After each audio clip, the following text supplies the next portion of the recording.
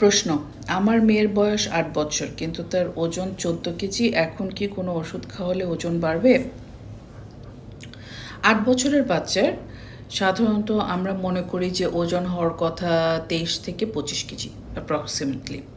আর একটু ভালো করে বলা যাবে যদি ওর হাইটের সাথে এটা তুলনা করে গ্রাফ পেপারে আমরা ক্যালকুলেট করি তাহলে। তবে অ্যাপ্রক্সিমেটলি ২৩ থেকে ২৫ কেজিটাই স্ট্যান্ডার্ড এই বয়সী বাচ্চাদের। এখন তাহলে বুঝতে পারছেন আপনার বাচ্চার ওজন কতটা কম, তাই না?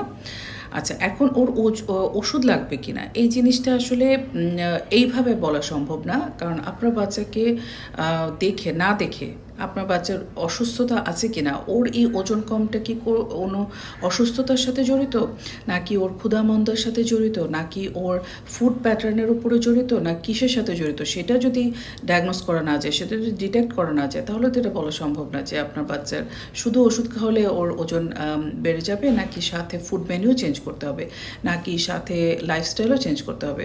এরকম খাবারের সাথে ডিরেক্টলি কিন্তু বাচ্চাদের ওজন আসলে সেরকম নির্ভর করে না, এটা বুঝতে হবে আগে।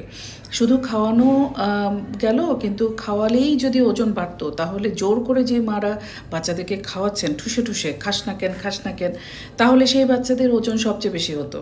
কিন্তু তা কি হয়? হয় না।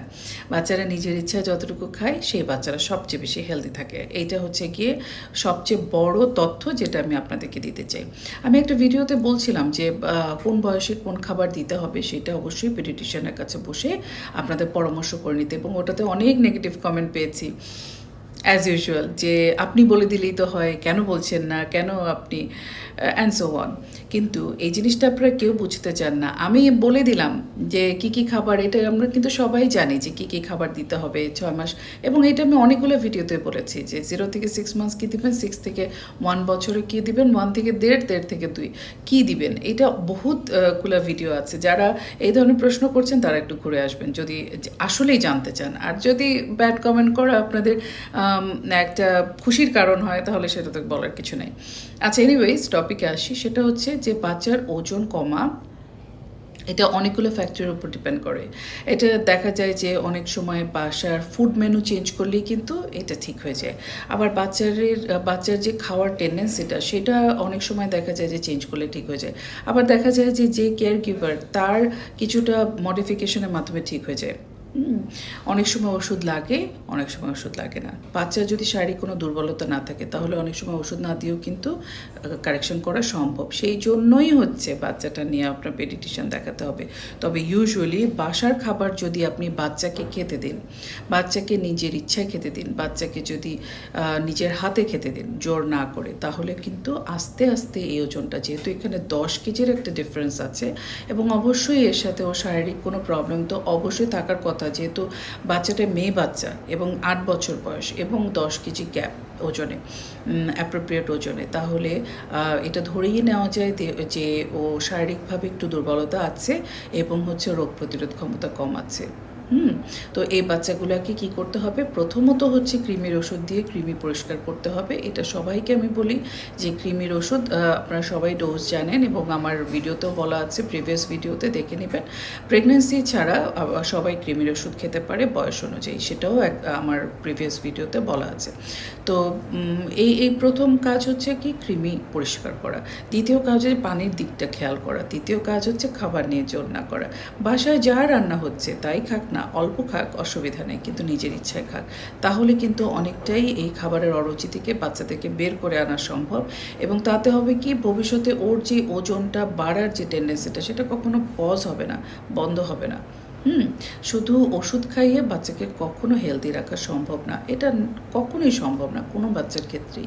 সো ওকে আপনি ফিজিক্যালি পেডিয়াট্রিশিয়ান দেখান, এবং ওর আসলে শারীরিক গড়নটা কীরকম সেটা দেখে তারপরে একটা প্রপার একটা প্ল্যানিংটা আপনার পেডিয়াট্রিশিয়ানের কাছ থেকে শুনে নিন। তাহলে আমি মনে করি যে বাচ্চাটাকে আপনি সুস্থ রাখতে পারবেন। আর ওর কোনো প্রবলেম, যেটা হচ্ছে কি আমরা বলি যে ক্রনিক ডিজিজ, কোনো ক্রনিক একটা ডিজিজ মানে অনেক দিন ধরে বয়ে বেড়াচ্ছে এমন কোনো প্রবলেম আছে কিনা, না হলে এই 10 কেজি গ্যাপ কিন্তু থাকার কথা না। ওজনে, বোঝা গেল? তো সেই রকম কিছু আছে কিনা সেটাও কিন্তু বুঝে নেওয়া খুবই জরুরি। নয়তো আপনি ফার্মেসি থেকে গেলেই কিন্তু আপনাকে মাল্টিভিটামিন দিয়ে দিবে। তার জন্য ডক্টরের পরামর্শ লাগে না। কিন্তু আপনার বাচ্চাটার কেন ওজনটা এত কম সেইটা ডিটেক্ট করা ফার্স্ট কাজ। ঠিক আছে? যেটা আপনি হয়তো একা বুঝতে পারবেন না, এর জন্য আপনার পেডিয়াট্রিশিয়ানের হেল্প লাগবে। কথাগুলো মনে রাখবেন এবং এইভাবে চলবেন। আশা করি আপনার বাচ্চা নিয়ে আপনারা অনেক ভালো থাকতে পারবেন।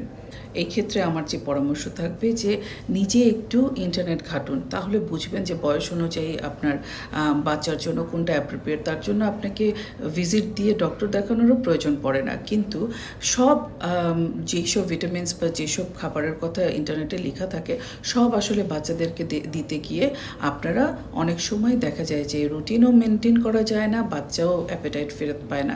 সেজন্যই বাচ্চাকে সামনে নিয়ে বসে আপনার অ্যাডভাইস নেওয়াটা জরুরি। এবং সেখানেই শেষ না। আজকে এই ডাক্তার, কালকে ওই ডাক্তার, পরশুদিনে ওইটা না করে আপনি যাকে বিশ্বাস করেন সেই ডক্টরের সাথে বসে আপনি ডিটেলস কথা বলেন এবং ডক্টরের কথা যদি কোনোখানে আপনি কনফিউশন মনে করে ইনস্ট্যান্টলি আপনি ডক্টরের কাছ থেকে জেনে নিন। তারপরেও কনফিউশন হলে গুগল সার্চ করুন। Google is there. আপনাকে হেল্প করার জন্য সব তথ্য ওখানে আছে। ডক্টরের কথার সাথে মিশিয়ে তারপরে আপনি ডিসিশনটা নেন। এটা আপনার বাচ্চার এবং আপনাদের সবার জন্য ভালো হবে। অনেক ভালো থাকবেন, সুস্থ থাকবেন নিজেদের বাচ্চাদের নিয়ে। খুদা হাফেজ।